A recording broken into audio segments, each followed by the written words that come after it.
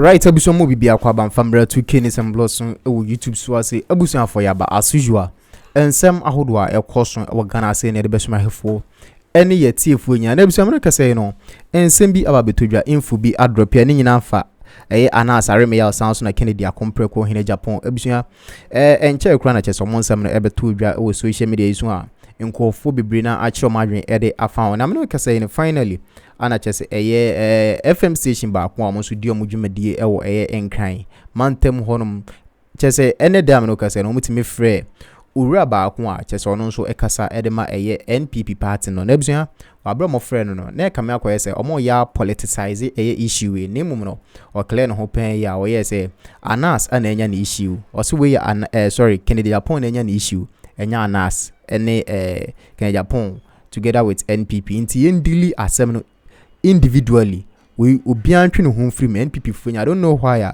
see na come akoye say NPP for no Kennedy am because Kennedy one of a kind of 10 beer anas edi info beba afa NPP ho no or try to come out to defend the party any breso pan na okasa ne nya bra idu baby kra no didi na time ne ade ba ne die ne free throw ebete bayra homema ama bayre amwa kese chese NPP communicator na se penny trim say obeka na asem nemum no on defend Kennedy asin se we NPP ne abuyanko ne nkwaje nsem ne nyina enchirem famre ba betina se ne de ho enkomo city mesro so nya subscribe from my YouTube channel ya na wa subscribe there mami we are now the bell notification icon and so da hono no adoma na da se on fato o se bia me drop video next time bia once I make a video in 10 now so hu de ekon bi ati yenko ne nkwaje nsem ne nchirem famre medin ade kwam gentle yetie Kennedy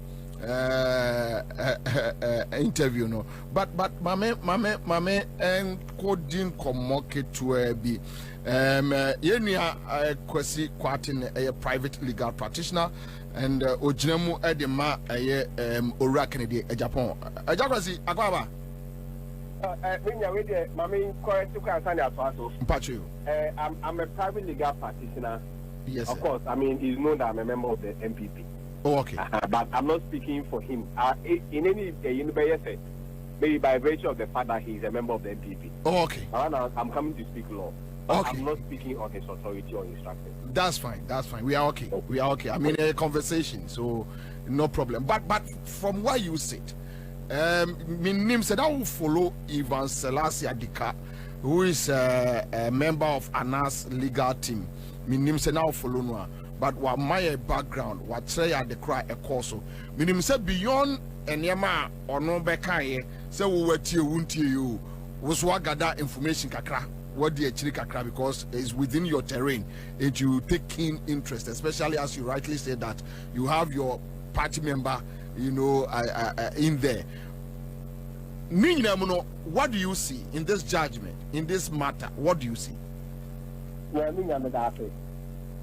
think the fact of the matter is not in dispute.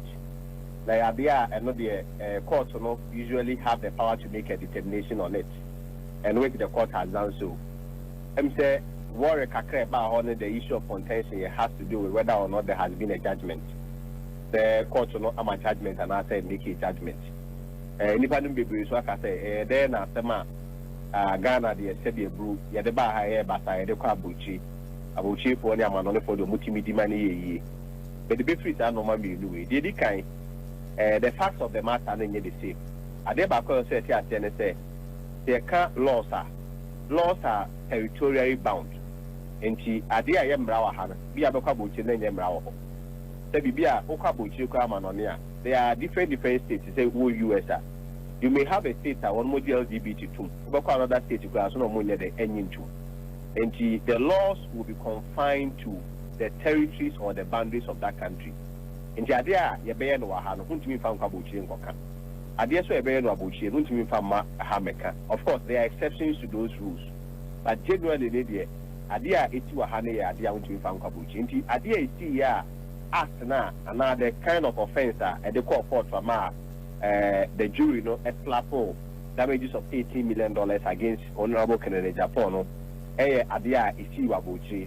Just like we all know interview na Abuchi no one can no Abuchi and the person who conducted the interview the interviewee the interviewer was also non also Abuchi, and even the platform no called Mutra Hoye Bibiano was online and also was coming from Abuchi, US. It is a more reason why the US court has jurisdiction in hearing the matter. Entirely different from your money card court to a ham. Now, I did back question say, even in the US, it was a jury trial. Jury trial, not there. Usually in Ghana, no say there were two types of trial. There were what we call the summary trial and trial by indictment. Summary trial, not there. I am not bribia. I am the content and offenses are enye anonya dibibrino. Now they are not there. CBA made that money at the no. We get the assistance of the jury to also help the judge. The jury does not deal with law. They only deal with the fact of the matter. And if you want to compare, you can only compare a jury trial to a jury trial, and a trial that is led by a judge alone, or only to that of also a trial that is led by a judge only. That's a jury no money. They don't have any appreciation of the law. There are instances where they will make a mistake, and I don't think it would be fair for anybody to compare to the extent that say one here now will be casting aspersions on the judicial system of Ghana. I know the judicial system, we need improvement as a people. But I'm one person who is very biased for state or with state institutions, and I will make any effort there to be able we don't collapse our state institutions, because that's what we have. We can only strengthen it. And I wanted to set that one as my first premise. The second part, and also you said, is it a case that there has been judgment of the court? For that reason, Mr. Kennedy Agyapong used to pay $18 million. Let me state emphatically. So we all say there has been judgment. You don't find judgment in the there has not been any judgment. Now, in jury trial, you found for be a nippon so nippon watching, no more work or no more make decision, or no more work with the fact. But when they come out with their decision, usually the court adopts them as the judgment of the court. Within the instance case, the jury made your decision about. On say Papa Kennedy Agyapong money $18 million. Now, the see I will say a chief would na acquire a person to say.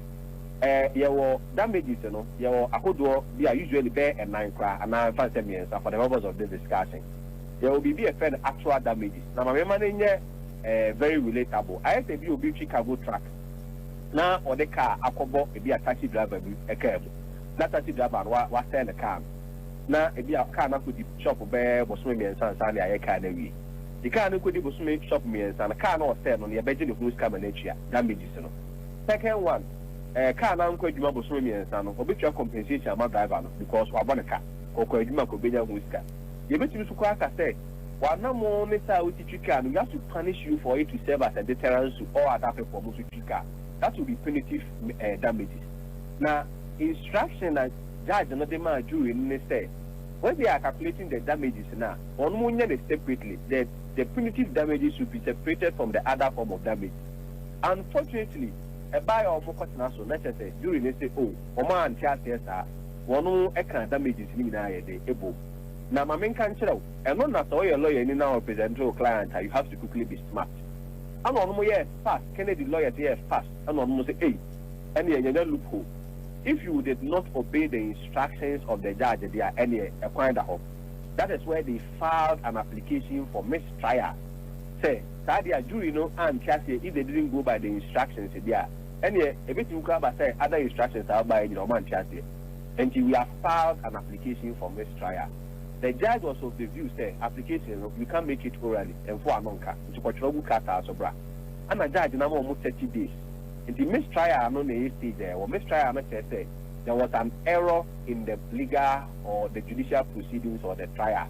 And at the end of the day, if the court comes to the conclusion some our application for mistrial not atuma, they have to start the whole trial again. Wanyantuma, it means the verdict may stand, and then the court will. So, Agyapong, yes. Which means for now, until we deal with the issue about the mistrial, the judgment stands. So, for now, what we have to say is that offender say verdict is not the same as a judgment, right? Jury verdict is not the same as a judgment. The first of all, the jury verdict in the bar, it has to be entered in the records. And Safana courts also adjatum and Sana or make also judgment in the entire judgment in the record. As of now, by reason of the mistrial application, even the verdict of the jury has not even been entered in the court record. Not even talk of say the court is or the judge is even coming to adopt him. Just as now we don't have a judgment. We have a jury verdict that has been objected to by way of the mistrial. That is where we are. And so because the judgment and the judgment on for money in the NPP. But okay, the Papa lawyer Kano, he's right. The one you interviewed, the gentleman you interviewed, he said